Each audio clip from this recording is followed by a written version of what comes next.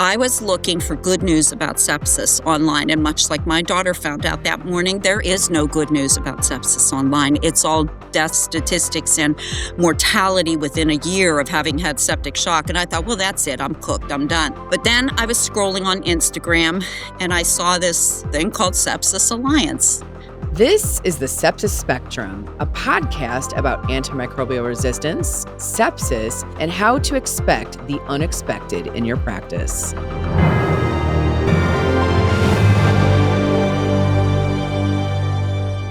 For the final Microbial Mysteries case this season, we're dusting off an interesting file from our archives.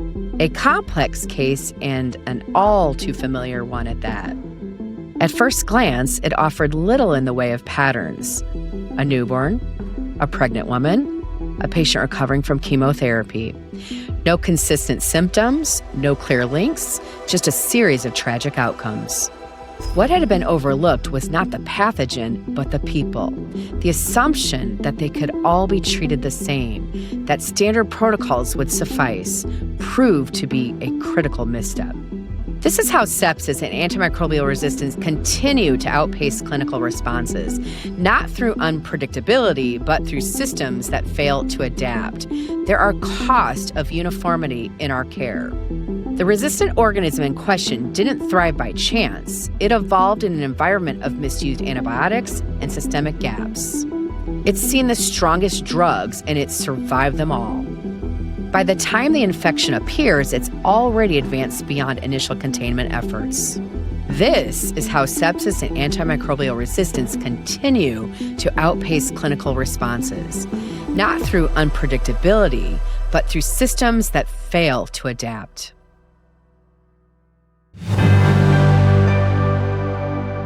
Hi, everyone, and welcome to our Season 1 finale of the Sepsis Spectrum, or as we like to call this season, Microbial Mysteries. I'm Nicole, critical care nurse, clinical nurse specialist, and your guide through the complicated and sometimes frustrating world of sepsis and antimicrobial resistance. Today, I'm joined by three powerhouse women who understand the fight against sepsis from every front of the battlefield, from the bedside, in the body, and through the system. First up, Dr. Hilary Spangler and Jackie Duda. Jackie is a journalist, mother of four, and sepsis survivor. After years of battling chronic illness and disability, including POTS, Ehlers-Danlos, and Crohn's disease, Jackie's become a powerful advocate and storyteller. She also moderates a Sepsis Alliance peer group and is launching a podcast on survivorship and invisible illness in 2025. Dr. Hilary Spangler brings a rare dual lens. As both a physician and pediatric sepsis survivor, her experience with critical illness led her to medicine. She now champions smarter, more compassionate care for high-risk groups, including older adults, children, and the immunocompromised. After the break, we have last but certainly not least, Dr. Mallory Perry-Eaddy. Dr. Eaddy is a pediatric critical care nurse, translational scientist, and assistant professor at the University of Connecticut. She's also an NIH fellow whose research explores inflammation, health disparities, and recovery in critically ill children, especially those facing sepsis. Together, our guests today aren't just changing the story of survivorship, they're rewriting what recovery, equity, and advocacy should look like at every level of care. Let's get into it now with this, our amazing guest.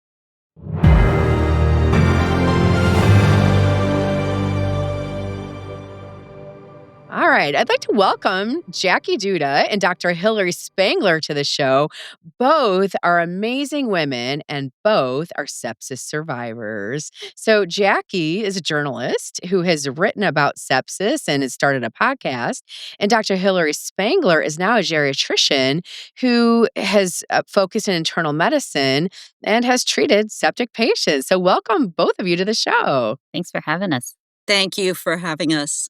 Absolutely. So, Jackie, I'm going to kick it off with you. Can you take us back to May of 2021 when your sepsis journey began? Yeah, it was quite shocking because I thought I had an orthopedic injury. I have Ehlers-Danlos syndrome. Crohn's disease. I've been disabled since 2014. So hospitals, I was no stranger to. I thought I had an orthopedic injury because my left hip was hurting that Friday. And it hurt until I couldn't move my leg by 5 a.m. Saturday morning. Like the pain kept increasing and I couldn't sleep very well. And I woke my husband up and my youngest daughter saying, for some reason, it was the strangest thing, never happened to me. I could not move my leg. It felt like it was weighed down like 1,000 pounds. They called EMS. EMS came to the house, took me off to the hospital. My family's seen that at least 100 times before. You think, over the course of a decade. Bye, Mom, see you later. Only as my children now describe it, it was almost, bye, Mom, not going to see you later. And what specifically made them have that feeling? When I was in the ER, things started to I started to decline quickly, and I went into respiratory failure. They put a ventilator in. I could hear the doctors talking about my CAT scan results. The first thing they did was an abdominal CAT scan, and I thought they were crazy because I had a pain in my hip, not in my gut. It turned out it showed I had a colon perforation and my labs Oh, were off the charts. Like my labs, I had high lactic acid, high white blood cells, you name it, platelets, everything was a mess. And they knew that I was very, very lucky and fortunate to be in that hospital. And the doctors knew that I was going into septic shock because I had an infection. And my husband went numb and into shock himself out in the hallway because he was standing out there with the EMS drivers and because I guess they hang out to see what the doctor's going to tell them to do. And the doctor at first thought maybe they could do surgery there. He called down a surgeon, but I was declining so rapidly and they couldn't keep my blood pressure up. My husband never forgets about that. Every time he tells people about the story, he keeps telling them how they could not get my blood pressure to stay up. The doctor asked the EMS standing next to my husband how long to drive her to Baltimore to shock trauma, and they said an hour 20. And he said, well, she won't make that, so call a helicopter, call a pilot. Our two daughters live with us, and my son and his wife had their own home, and he told the girls when he walked in that I had sepsis, where I was in septic shock. My one daughter, Elise, looked up sepsis, and she says her heart sank because it didn't, when she saw what sepsis was, and she and my other daughter were talking like, Dad's really scared and he can barely talk, and I don't think Mom's coming home this time. yeah, I can't even imagine how scary. And you were very sick, needing mechanical ventilation and blood pressure support. And so how long were you in the hospital? I was in SICU for 8 days, and then they took me to the step down at University of Maryland Hospital. I was on the GI wing for another week, and then they had to transport me to inpatient hospital rehab at also at University of Maryland, and where I had to learn to walk again.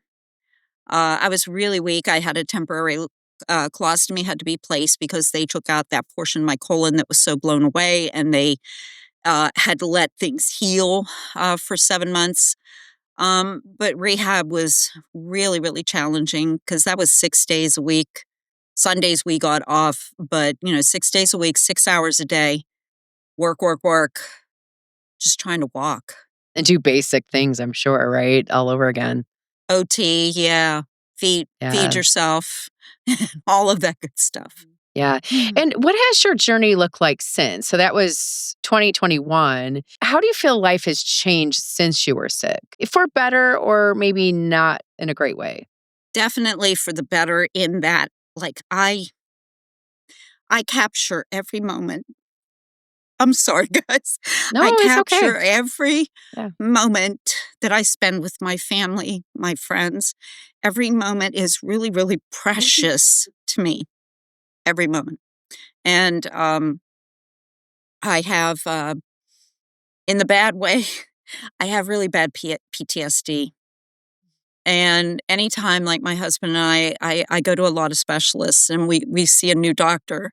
And my husband sometimes sees the same doctor because he's also disabled. And he was sitting there recently at an appointment.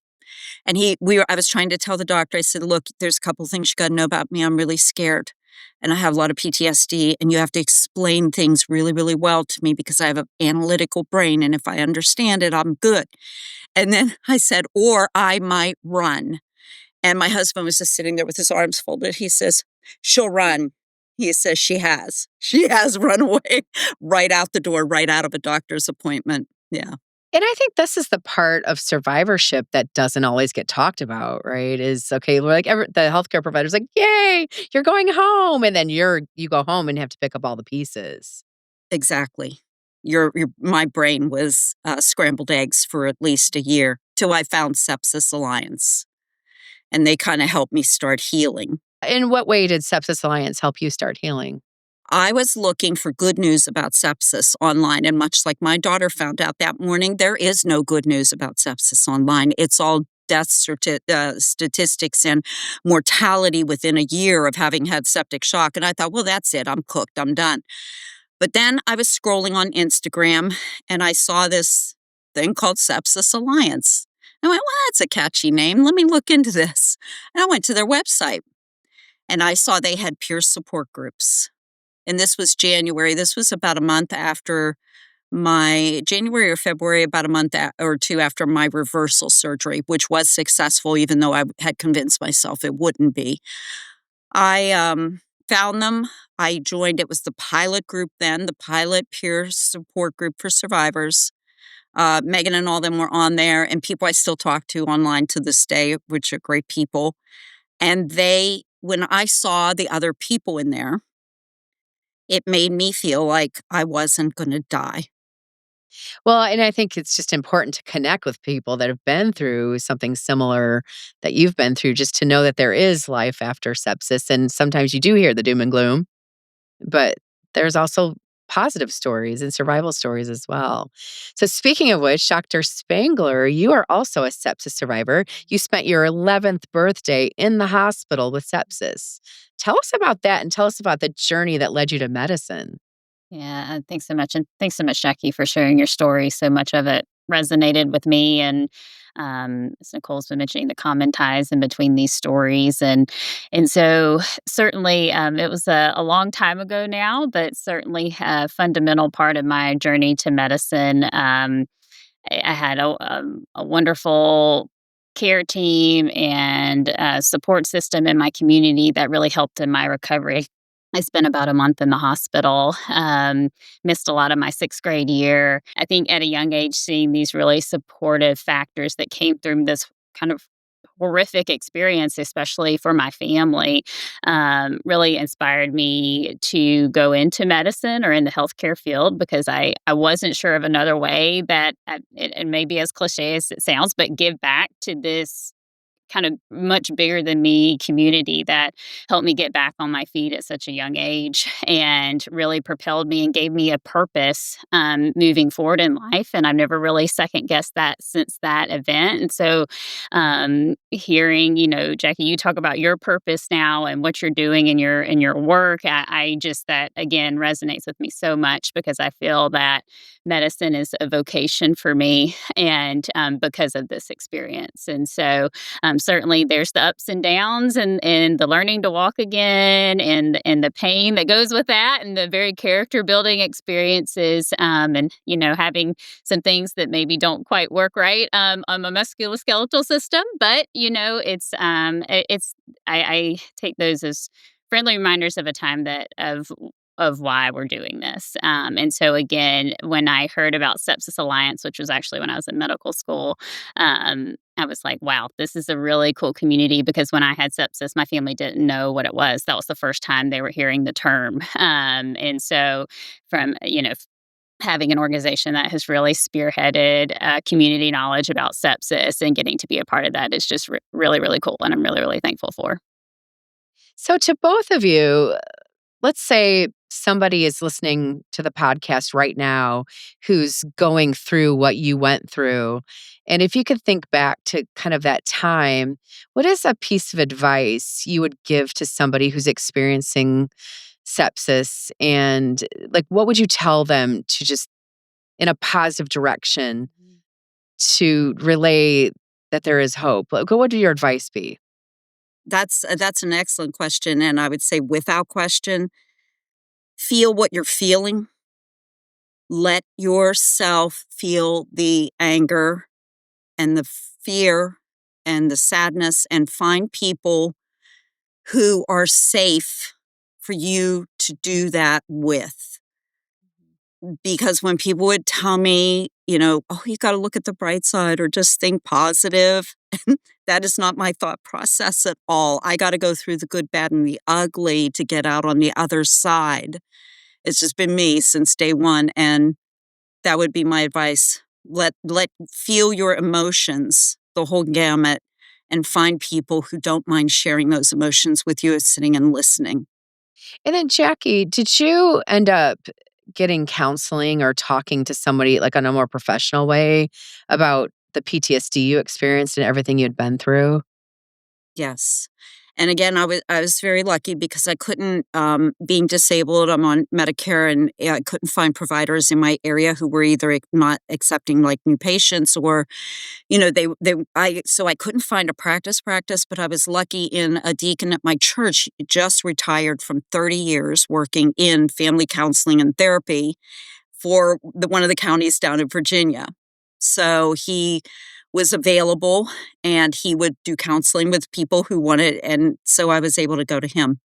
And for 2 years, once a week, I was there every week. I needed it badly. Well, it's a lot of trauma to work through, truly, and I'm Yeah. glad you sought help. And so do you feel like it was something that really aided in your journey to healing?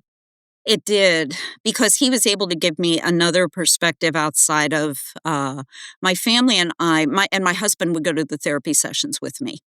So he could understand, because what he was seeing me behave like after sepsis was something he had never seen before, or my daughters or my son had never seen this before. They were like, "Who is this woman?" I was a different person, like totally, and I'm still different, but we've calmed that part down. But it was the height of COVID, so we really couldn't have visitors, friends. We couldn't have people coming into the home like normally if somebody's been critically ill and people would be able to come in and help out. It was me, my husband, my daughters in our little unit, and then my son and his wife helping out.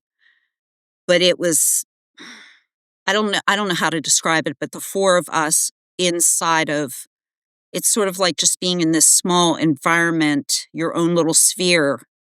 So it was important to talk to someone else, and with my husband being there so that I could get different perspectives on what I was feeling and thinking and doing. And I don't know if people really understand, like, not only can a patient experience PTSD and a survivor, but their family can as well, and those close to them. And I don't think we talk enough about that. No, no, my youngest daughter feels that vehemently, that it is not talked. She still is traumatized in some ways from that. Yeah, well, in healthcare, we actually have a name for it now. We call it PICS, post ICU syndrome, or we'll call it PTSD.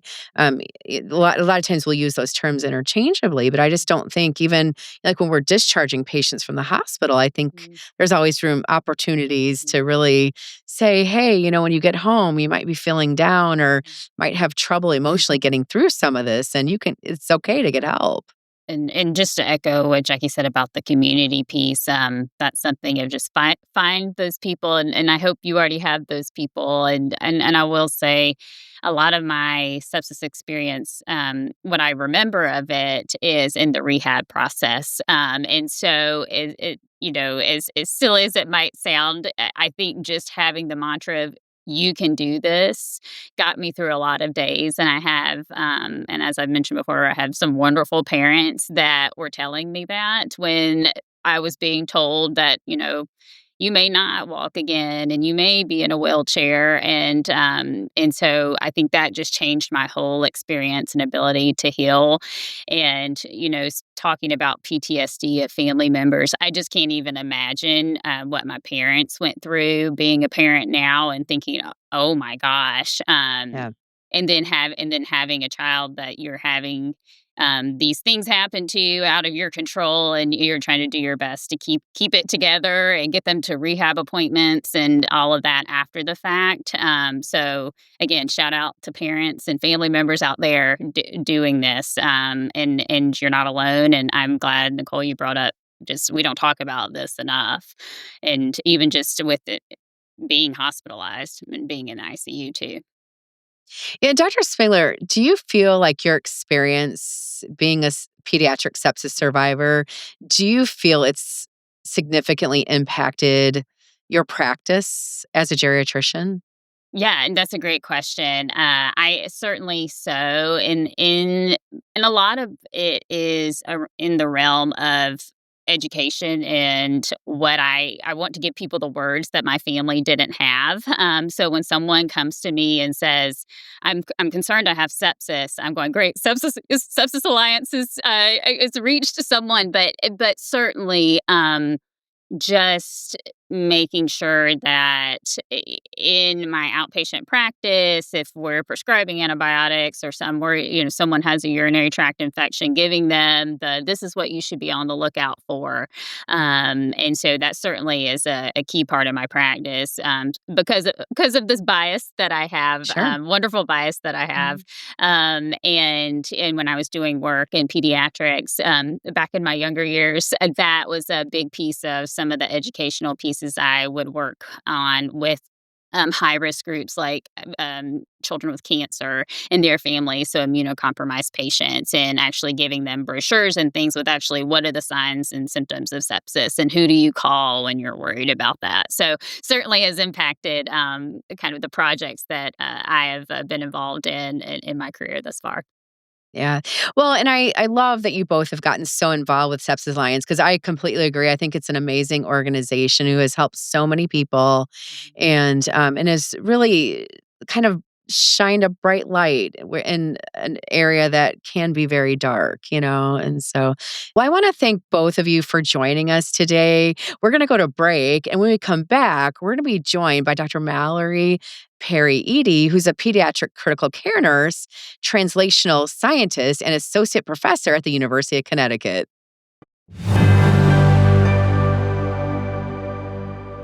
Are you a nurse, infection preventionist, or healthcare professional who wants to stay ahead of the curve? Visit sepsispodcast.org to learn how you can receive free nursing CE credits by listening to or watching the Sepsis Spectrum. It's our way of supporting you and together better understanding the ever-evolving world of sepsis care and AMR. And now, back to the show.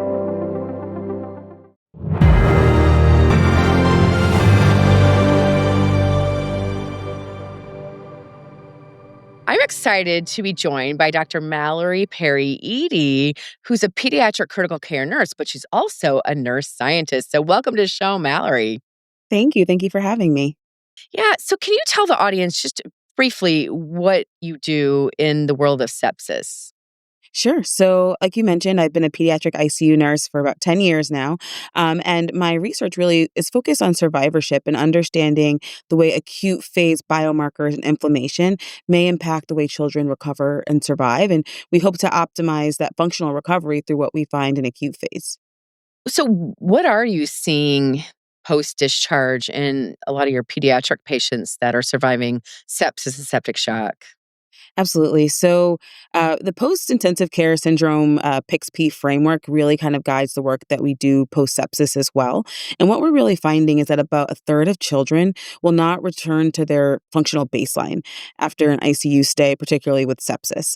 There are cognitive changes that are happening, emotional, and the thought of children work and they don't work. School is their work. And so they're missing a substantial amount of school as well. There are physical deficits that are occurring. So it really is substantial in these children and what they're recovering with. And what do you think's leading to a lot of that? Are these children developing delirium while they're hospitalized, or like in your pediatric world, what do you feel is happening?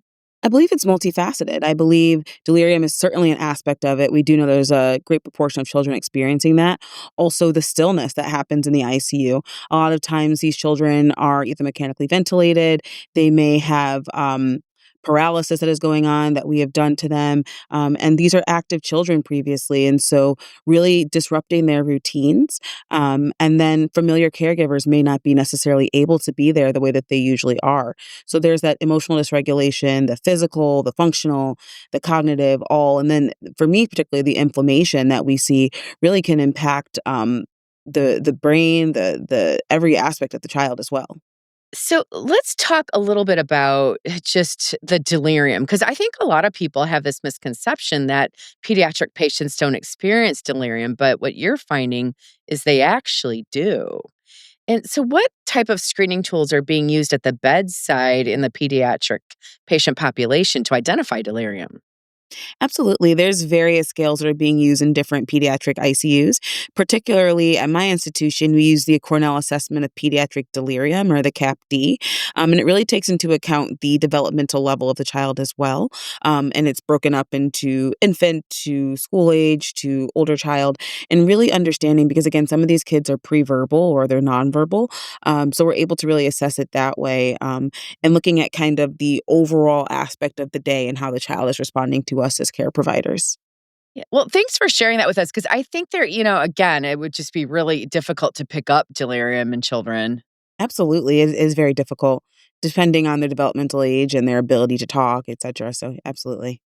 So, how do you handle that? Is a lot of it, is it just like the parent saying they're just not right? They're not the same? Or how are you identifying and dealing with that? Definitely looking at the parental response to that, and that's when the parents are able to be there, right? Because sometimes parents still have to work.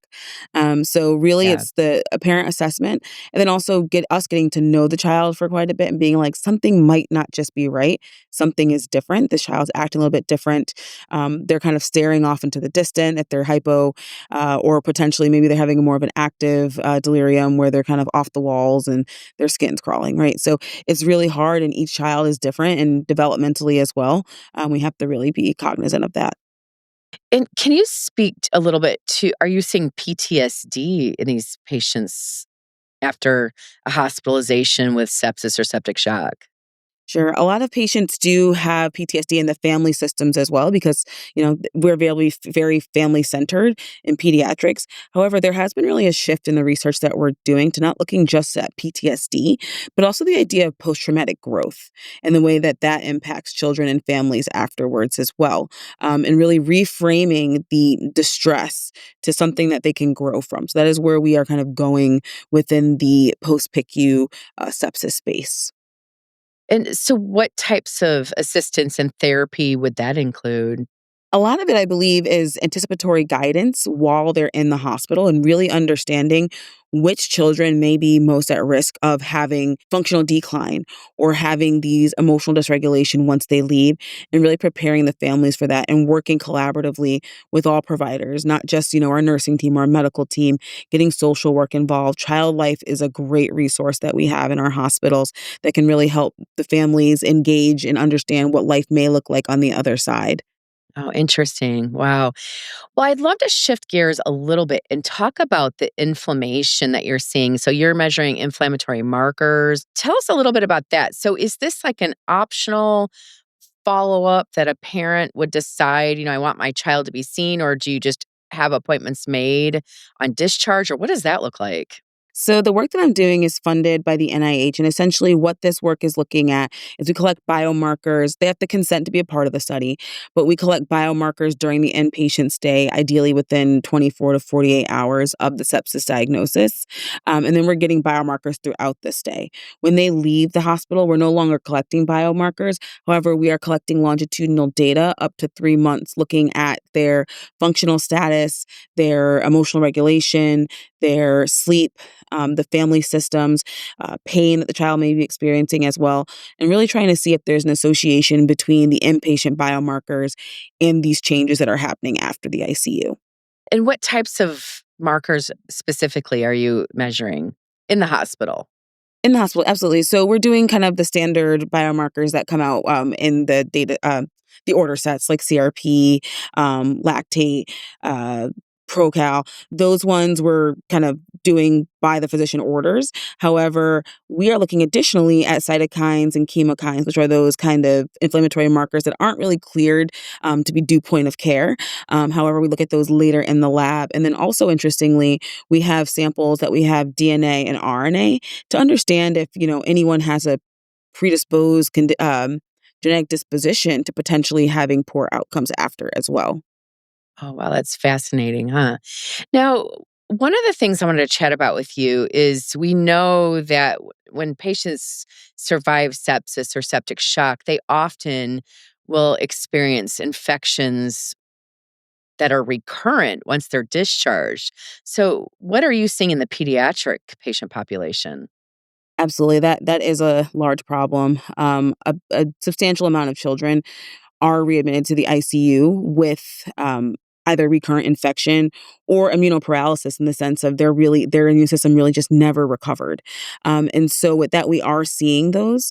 And particularly in the pediatric ICU, we see that quite a bit because our population has really shifted from what I've even seen from starting to now, where we have a lot of medically complex children. So we also have some of these kids who what we call chronic critical illness, where they just never get better, they never really recover. And so these kids are kind of in and out of the hospital. And so we do see that quite a bit. And especially as pediatric ICU and critical care has evolved and we're able to save kids, we're seeing a lot of this recurrence and coming back. So that is a problem that we're seeing. And hopefully this work will kind of shed some light onto that, like what those biomarkers may be that we can look at. Yeah, well, and maybe hopefully in the future drive therapy as well, to Oh, maybe, absolutely. because their immune systems are just on overdrive, right? Once they've Hmm. been sick like that. And you're depleting what you have. And then that's the problem. Wow. And then are you seeing an uptick in antimicrobial resistance or are you seeing antimicrobial resistance and how are you dealing with that? Yeah, so I think it's really targeted interventions is really what's most important for that. Very similar to adults, we have our kids, they come in, we've got like an hour to get in our antibiotics and get in our boluses. The issue is that we're kind of giving a broad spectrum in the very beginning, but then really once we're kind of getting these sensitivities back, we really need to tailor that to children so we're not getting that resistance because we have seen quite a bit of these bugs that are really resistant. So really tailoring it to that child once we get in those initial doses is important. Yeah. And so what other therapies are you seeing these children needing, so let's say they're discharged, now we're getting them back to school. Like, are we looking at physical therapy, occupational therapy, counseling? Like, what types of therapies are they needing? It's multimodal. I think a lot of physical therapy to increase that function, but occupational as well, because as I mentioned, there's a developmental spectrum with these kids. And so, what an infant who survived versus what a 15-year-old survived are going to have two very different needs, whether that be something as simple as feeding. For an infant versus with a child learning how to dress themselves, right? So, definitely developmentally appropriate physical and occupational therapy support, mental health support if they need it as well, is very, very important to this population. A team of five actually just worked with doing a survey of school nurses because we do know that these children are often going back to school, the older children and school age children, and really understanding the needs of school nurses. And many of them aren't really familiar with the idea of post intensive care syndrome, particularly of those kids who have sepsis. And they've had kids who have had sepsis and come back. So, really also educating those frontline providers that are going to care for these children once they're back in the community is imperative. Yeah, and then who does that? Is it like a program that like, for example, that you work for, or like who does that education? That's the thing. We're not that, the Sepsis Alliance has done a really great job in providing education about the acute phase of illness and recognition of sepsis in school age children by school nurses. However, there's really not many programs looking at kind of like what that recovery phase looks like. And so that's what we're trying to understand. Are there programs like that? And if there are, how do we leverage them to a national wide practice? Because right now there really isn't. Yeah, I can only imagine because, our healthcare system naturally is segmented. And if those dots don't completely connect, it would be really difficult to kind of think about the continuum of care flowing easily. Absolutely. In any adult or pediatric patient. Absolutely. And that relies a lot on the fact that once a child is discharged, that they're actually able to have the resources to either make it to school or make it to Yeah. a primary care physician or a pediatrician. So a lot of that relies on that. So a lot of times we are also interfacing with social work too to make sure that discharge-wise these children have those resources set up for them. Yeah. Wow. So let me ask, where do you see like the post-discharge space and kind of this chronic, you called it chronically critically ill inflammatory response? Like where do you see this all going, let's say in the next 10 years? Like what would you like to see? Just you've got a huge expertise in this. So what would you like to see available for these kids? I would love to see post-sepsis clinics kind of spring up. We don't really have those in pediatrics. There's a few post-ICU clinics that have come up for children. I know that's more popular in adult spaces. We really don't have them for children, and having follow-up programs to really follow these families and guide them to what life can look like, understanding that readmissions may be possible. What you went through, you're not alone, and there are resources. We've got segmented things. There's websites here and there, but no really clinics are looking at these children and really providing them with the care that they need. And I think that's what's most important. Yeah, I mean, because I can't even imagine, like, as a parent, if I've never worked in the healthcare space, like, I wouldn't even understand what my child needs, let alone know where to take my child. I imagine that would be really overwhelming. Absolutely. Yeah, well, I think that would be absolutely amazing. Well, I want to thank you for everything you've done. You've done some amazing work in Thank you. the whole space and just pediatric ICU and then post-discharge space. So any parting thoughts or any words of encouragement if maybe, let's say a parent is listening to this? If ever you feel something is off with your child, you know your child best, and particularly with sepsis, that's very important. You know your child, you know the way they look generally, you know how they look when they're sick. Always advocate and speak up. Even you're never wrong, and even if you feel as if you are, we're listening. And if someone's not listening, you keep advocating. So I think that's what's most important, particularly in sepsis, and especially as your child goes home, because you know your child best. Yeah, I think that's some great advice. So, and again, I just want to thank you for everything you're doing because pretty amazing work in a population that is definitely, there's opportunities for support for that population.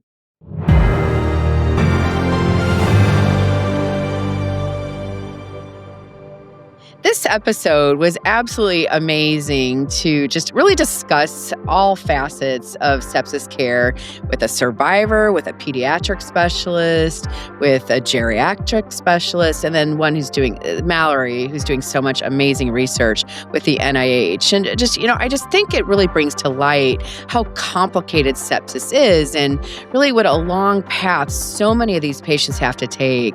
Well, that's a wrap of season 1. I have thoroughly enjoyed hosting this podcast. This season has been so meaningful, speaking with survivors, advocates, and experts who are moving the needle on sepsis care and AMR. I'd also like to say thank you to Sepsis Alliance for the work they're doing in educating the public as well as healthcare providers on the complicated topic of sepsis. We'd love to hear your feedback on the first season of the Sepsis Spectrum. So any feedback or any topic ideas you have, please send us a message. You can email us at info@sepsis.org. If you like the show, we want to hear about it. Please leave a review wherever you're enjoying this podcast. It helps a ton. You can also reach me and our awesome team at info@sepsis.org or visit sepsispodcast.org to share any stories of your own, questions or concerns, or even episode ideas. To learn more about Sepsis Alliance, visit sepsis.org. And if you want to help me and others in spreading the word about sepsis and AMR, we're in August now, but next month in September, it's Sepsis Awareness Month. And not too long after that, starting November 18th, is World AMR Awareness Week. So let's all keep ourselves and everyone we work with informed. Maybe even share an episode of the Sepsis Spectrum with them to help. The Sepsis Spectrum is brought to you by Sepsis Alliance. I'm your host, Nicole Kupchik. Our executive producers are Allison Strickland, Hannah Sass, Claudia Orth, and Alex Colvin. Our producers are Aaron Corney, Rob Goldman, Shanti Brooke, and me, Nicole Kupchik. Our post-production producer is Tim Scott. Our editor and engineer is Jason Portizo. Our music is by Omer Benzvi. To learn about Sepsis Alliance's podcast legal disclaimer and compliance policies, you can visit sepsispodcast.org/disclaimers. The Sepsis Spectrum is a Human Content and Sepsis Alliance production.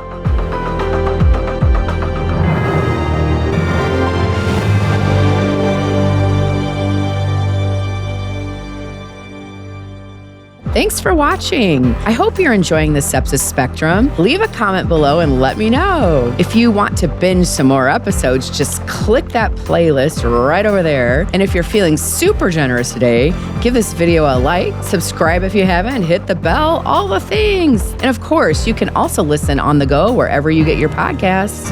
Bye.